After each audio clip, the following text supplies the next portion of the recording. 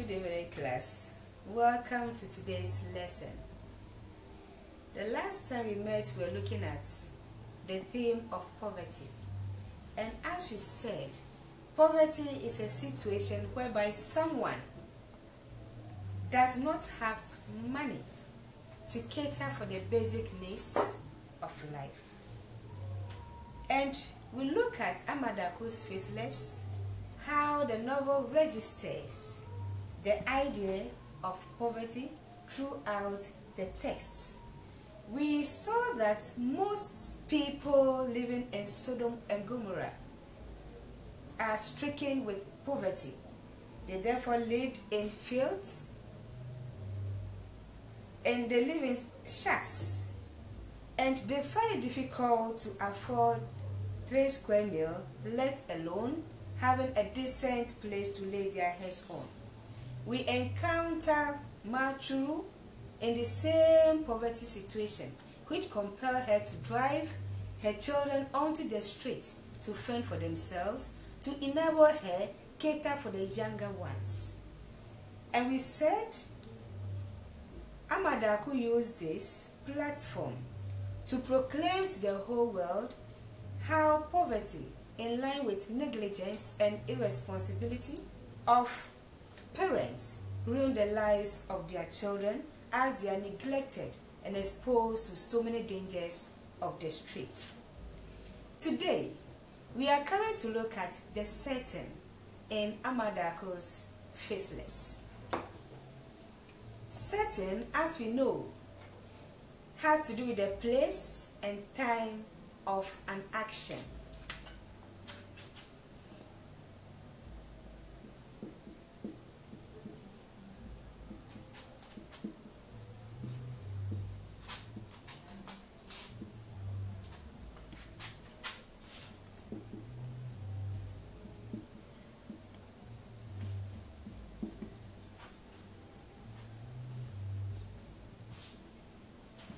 The place and the time of an action. The key words in this definition which we are supposed to look at is the place and the time. The place of work of art has to do with the geographical location of the piece of writing, the geographical location, whereas the time has to do with the period within which the action is set. In dealing with the setting, certain things are taken into consideration. For example, in a text, names of the characters are supposed to be taken into consideration when we are dealing with the setting. We also need to look at the language, the kind of language that is chipped into the text. It's also very important to look at so far as the geographical location is concerned. The occupation of the people in the text is also worth looking at. The food they eat, the food that is mentioned in the text as their staple food, is also worth looking at. Then their cultural background, that's the belief system, and so on and so forth, are things that are taken into consideration when we are dealing with the setting of a piece of writing. Let's come back to Darko's Faceless. Looking at the setting in Darko's Faceless, we can boldly say that the setting is Ghanaian.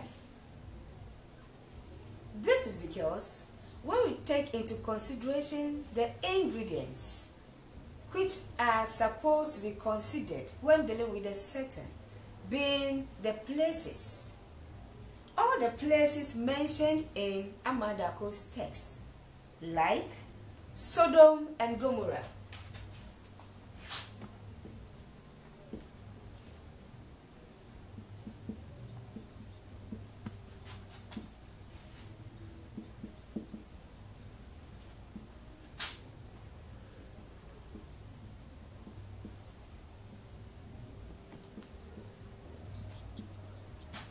and Gomorrah, Fadama.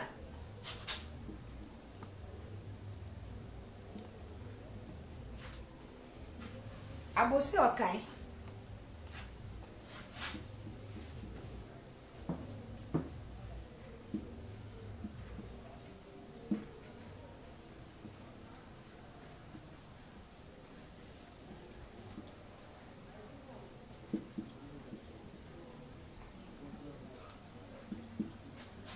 Agboboloshi Market, Kokumlemen, and so on and so forth, mentioned in the text, are all found in Accra, which is the capital city of Ghana.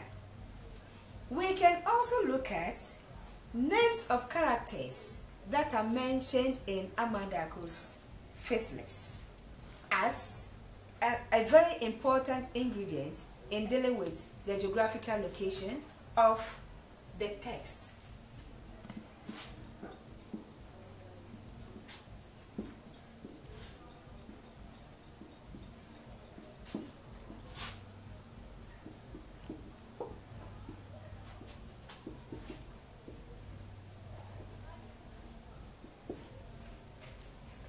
In Amadako's Faceless, we come across names of characters like Obia,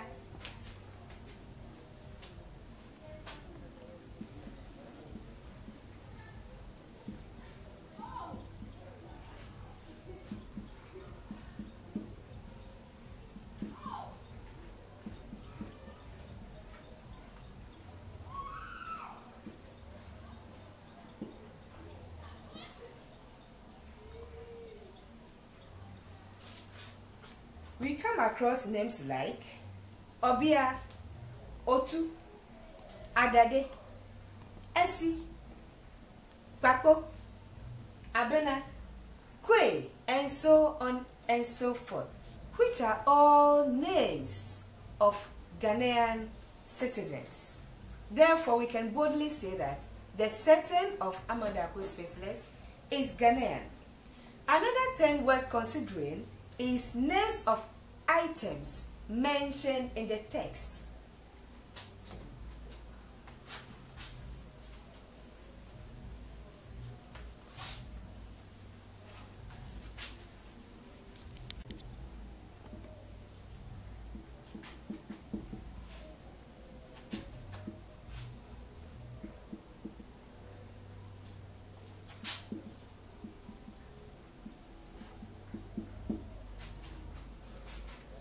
We come across names of certain items like Chalewate,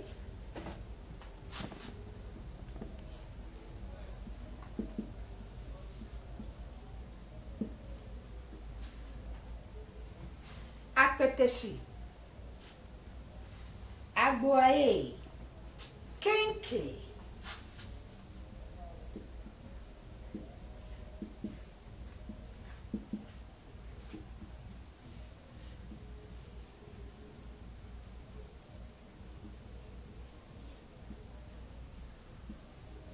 and so on and so forth, which are all Ghanaian expressions that are used in their daily activities. We can also look at the time of the novel, which is the period within which the text is set. Considering that, we can say the period, so far as the time of the text is concerned, is present.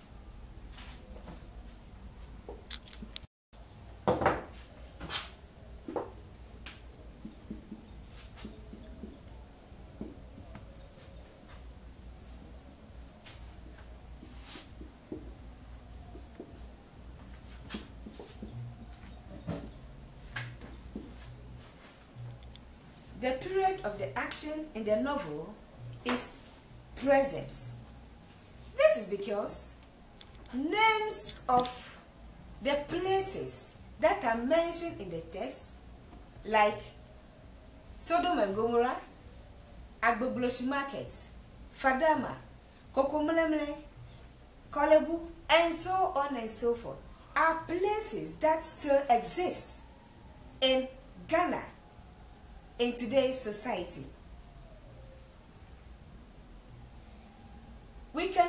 talk about the period being present in the sense that the idea of male dominance, as portrayed in Darko's novel, The Faceless, is still an experience that goes on in Ghanaian society. Highly educated men are still looking down upon their wives. Wives are still being considered as weaker sex, as we saw in the case of Adade and Kabre's relationship. We can also look at the experience of poverty when we want to consider the period of the action in Darko's Faceless as present. In Ghanaian society, especially that Sodom and Gomorrah that is mentioned in the text, is poverty-stricken society. Most of the people living in Sodom and Gomorrah today in Ghanaian society are living in abject poverty. They still live in fields, as we have experienced in the novel. And they deal with all kinds of inferior activities, such as stealing, prostitution, and so on and so forth, just as we have encountered in the lives of Fofo and Odali, as well as poison and all the other street children. Then the practice of Kayayo is still ongoing in Ghanaian society. So we can say that the time or the period of the action is present. Also, children being on the streets is a practice that still goes on in Ghanaian society. When you get to the major streets of the town, like Accra for instance, you see a whole lot of children on the street begging for alms. Some are indulging themselves in these kayayo activities in order to survive.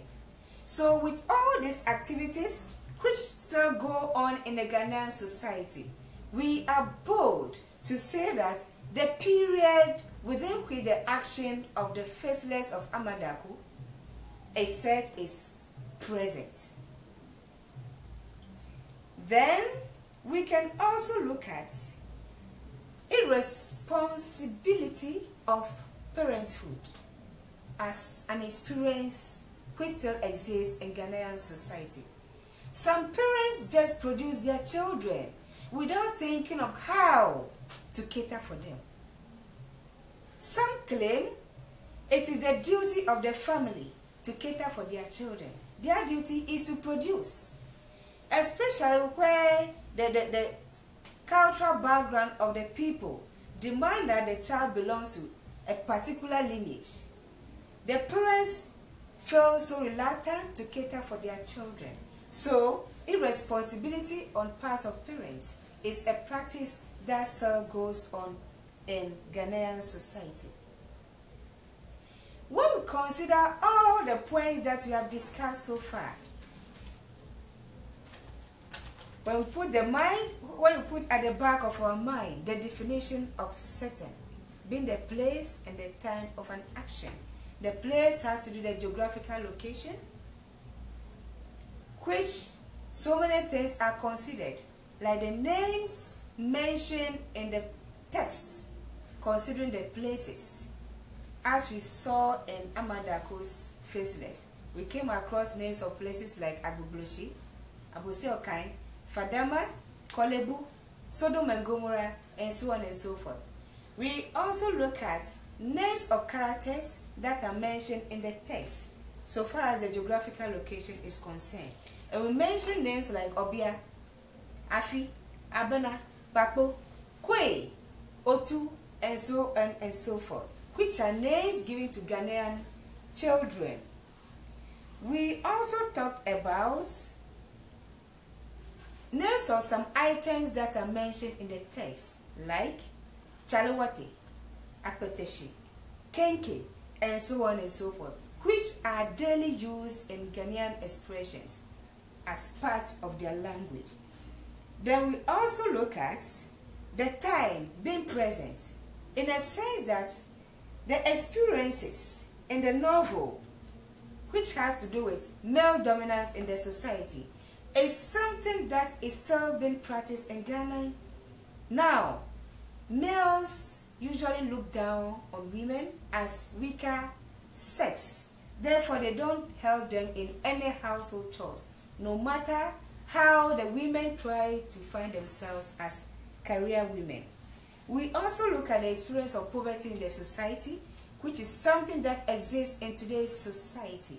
Therefore, we can boldly say that the period within which the novel is set is present. We also look at the fact that in our Ghanaian society, we still find children on the streets, fending for themselves, as we encounter in the novel. Fofo, Odale, Baby T, and so on and so forth, are driven out of their parental homes to fend for themselves as a result of poverty. Then, irresponsibility of parents is a practice which still exists in Ghanaian society. Students, when we consider all the points that we have discussed so far, there is no doubt denying the fact that the setting of Darko's Faceless is Ghanaian. Have a good afternoon. But before you leave, before you go, you find attached the notes to the video you are watching. If you have any question, you send it through my email. If you need further explanation, you can get me online on every Wednesday between the hours of 8 and 9. Make sure you read the notes. Have a good day.